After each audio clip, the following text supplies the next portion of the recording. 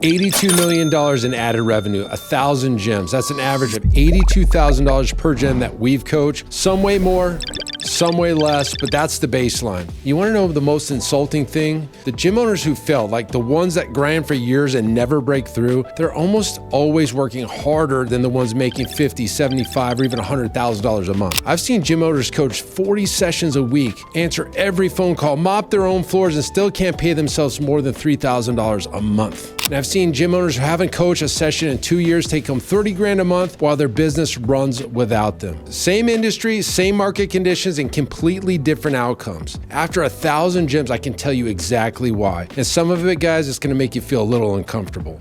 So here's what happens when you coach 1,000 gyms. You stop seeing businesses and you start seeing patterns. Patterns so obvious it's almost boring. I can get on a Zoom call with a gym owner and listen to them for 60 seconds and predict with scary accuracy exactly where they're stuck and what's causing it. Not because I'm a genius, but because I've heard the same story with the same problems from hundreds of different people who all think their situation is unique. It's not. The gyms that struggle, they're all making the same mistakes. Sometimes the exact 5 or 6 mistakes in the exact same order. The gyms that win, they're also running that same playbook, but different owners, different cities, and different models, same patterns.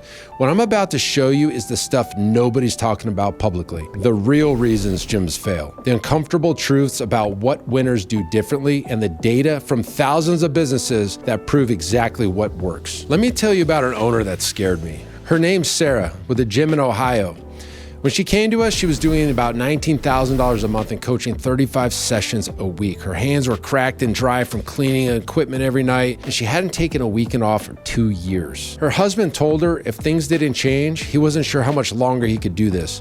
She was doing everything right, and it was destroying her life. 18 months later, $67,000 a month. She coached maybe 4 sessions a week now, and only because she wanted to, not because she had to. She took her kids to Europe for 3 weeks last summer. She didn't even check her phone once. Her gym had its highest revenue month ever while she was gone. So what changed? It wasn't a marketing hack. It wasn't a new piece of equipment, and it wasn't even a new business model. She changed how she thought about herself. See, when Sarah started, she saw herself as a coach who happened to own her gym. Her identity was tied to being on the floor, being the best trainer, being the one that clients wanted. The shift happened when she started seeing herself as an investor who happened to own a gym. Investors, they don't ask, how can I work harder? They ask, what's my return on this? Every dollar, every hour, every decision, what's the return? When Sarah started asking that question, everything changed. She stopped doing the $15 an hour task. She raised her rates because she realized undercharging was costing her more than the clients she was afraid to lose. Here's what I've learned after working with thousands of gyms. The owners who win aren't the hardest workers. In fact, usually they're the ones that figured out that their job isn't to run the gym. Their job is to build systems that run the gym. That's not a mindset platitude. That's a completely different set of daily behaviors. But here's where it gets painful, because if winners follow a pattern, so do the gyms that fail. I'm going to tell you about a gym that I couldn't save. Owner's name was Marcus. Good guy, passionate as hell, been in business about 4 years when we started working together. His gym was stuck about $22,000 a month and it had the classic symptoms. He was coaching most of the sessions and handling all the sales, and he couldn't even take a day off without the revenue dropping. We built a plan. We had a clear path to $40,000 within the first 6 months, and he was fired up.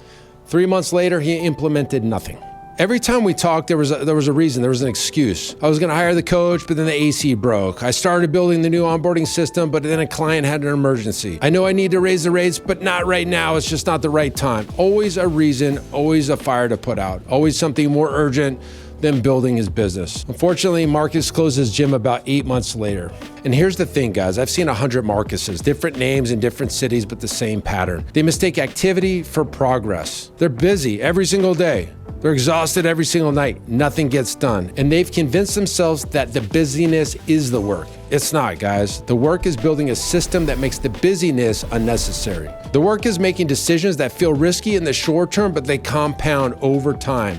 The work is saying no to the urgent so you can focus on the important.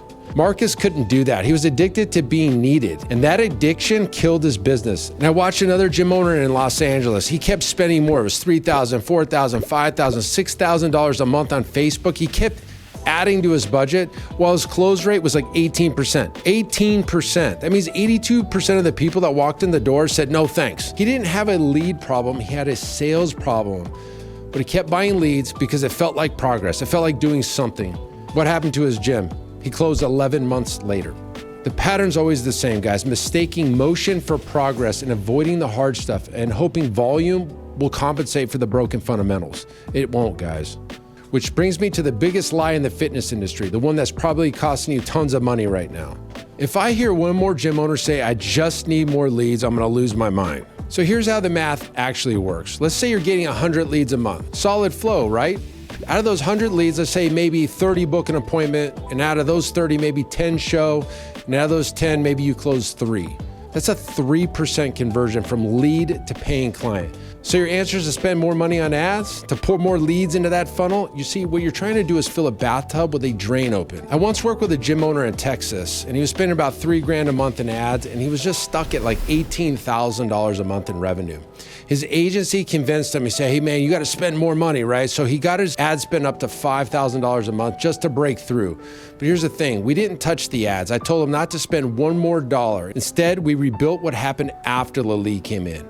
New speed to contact process. Every lead got a call within 5 minutes, not 5 hours. We created a new consultation framework that actually addressed the objections before they came up. We created new onboarding sequences so clients felt the value immediately instead of wondering if they made the right choice. So instead of spending $6,000, we kept the same $3,000 in ad spend, and 6 months later, he's at $41,000. See, the leads were never the problem, the experience was. So here's the question you need to sit with. If your dream client walked into your gym today, motivated, ready to invest, and looking for exactly what you offer, would they experience something so good that they felt stupid not saying yes? If you hesitated, you don't have a lead problem, you have a delivery problem. And until you fix that, every dollar you spend on marketing is just accelerating how fast you burn through your market. So how do you actually fix delivery?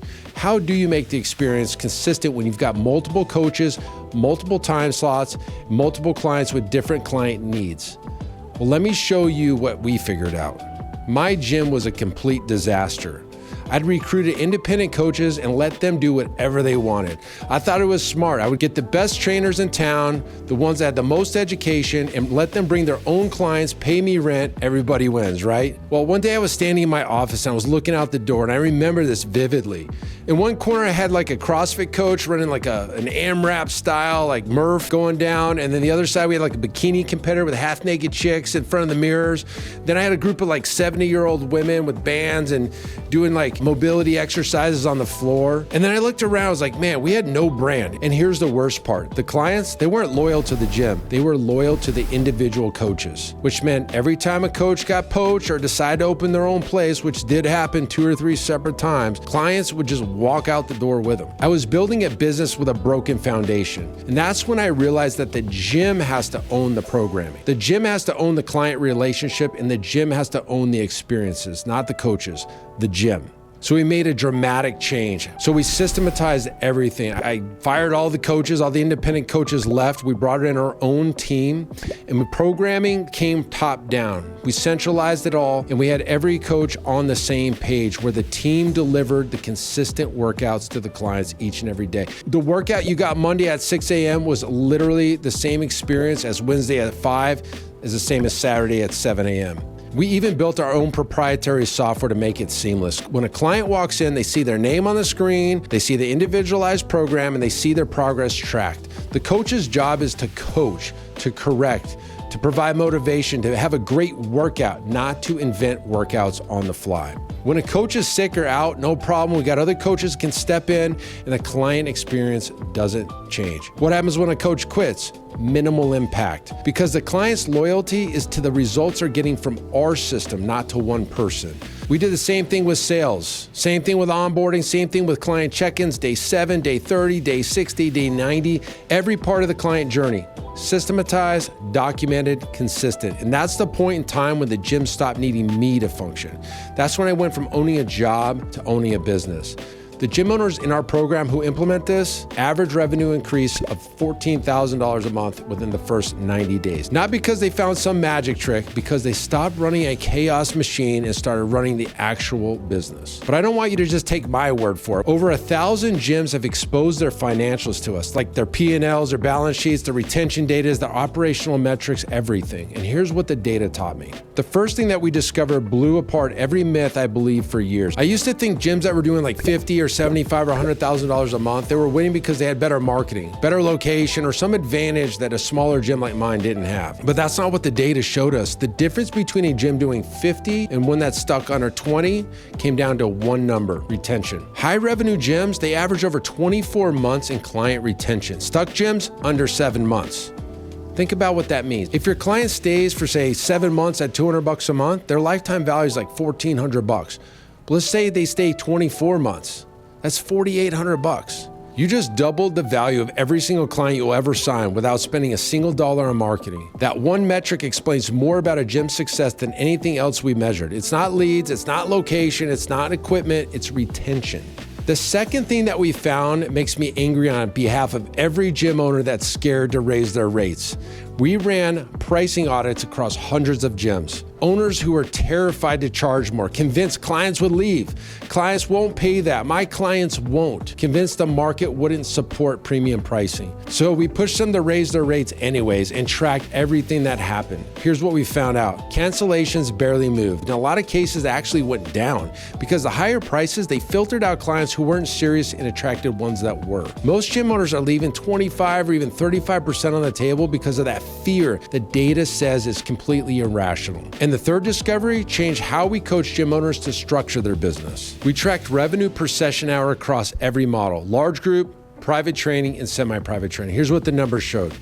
Large group averaged about $89 per session hour. In private training, averaged about $100 per hour. It was better, but see, you're still capped by time. And coach splits in this industry are about 40 to 50% of that. Semi-private training, on the other hand, one coach, 4 to 6 clients, and everyone with individualized program up to $240 an hour. Same time, same effort, and almost 3 times the revenue of large group. And the retention difference, semi-private training clients averaged 36.2 months, and large group averaged 9.8 months. In fact, in this industry, in the large group training models like Orange Theory and Burn, it's going to be less than 3 months. So you make dramatically more per hour and clients stay nearly 4 times longer. And so when I saw that data, I knew it wouldn't be in our best interest to coach a gym towards large group training ever again. The math just doesn't work. And the last thing that we found explains why so many gym owners plateau. We tracked gym owner involvement against revenue, and up to about $30,000 a month, there's a positive correlation. The more the gym owner is on the floor, coaching and selling and managing,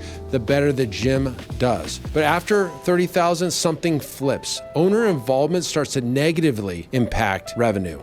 The more a gym owner does, the worse the gym performs. So the gyms that are breaking $50, $75, even $100,000 a month, these gym owners systematically remove themselves from the daily operation. They weren't coaching, they weren't selling, they were building systems and leading teams. The thing that got you to $30,000 a month, that's the thing that's gonna keep you stuck at $30,000 a month. And I've watched gym owners refuse to accept it. They keep grinding, they keep coaching, they keep being the hero. They think that what got them here, if they just work harder, will get them past this. And they wonder why they're exhausted and the business won't grow. Listen, guys, the data is clear. At some point, your job changes, and if you don't change with it, you become the ceiling. So the patterns are obvious and the data is undeniable. The question is, what are you gonna do about it? So here's where we land. $82 million across 1,000 gyms, an average of $82,000 per business that we've worked with, and the lessons are brutally simple.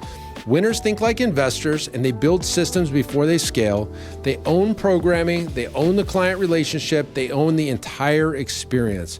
And they obsess over retention because data proves that it's the single biggest driver of revenue. The next thing they do is they charge what they're worth, and they remove themselves from the operations before they become the bottleneck. The losers in this industry, they stay busy. They chase the leads instead of fixing the delivery.